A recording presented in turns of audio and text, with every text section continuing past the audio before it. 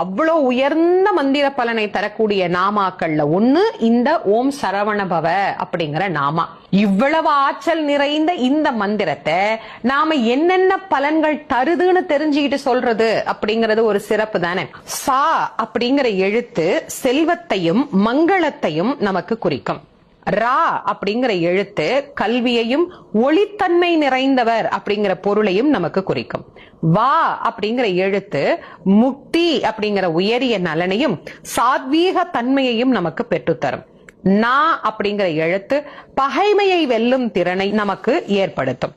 பா அப்படிங்கிற எழுத்து காலனை ஜெயிக்க நமக்கு உதவும் தாரக எழுத்தாகவும் உதித்தவனாக, ஏதாவது இந்த உலகம் உய்ய உதித்த பெருமானாக நமக்கு விளங்கும் முருகனின் அருள் திறத்தை தருவதாகவும் அமையும்.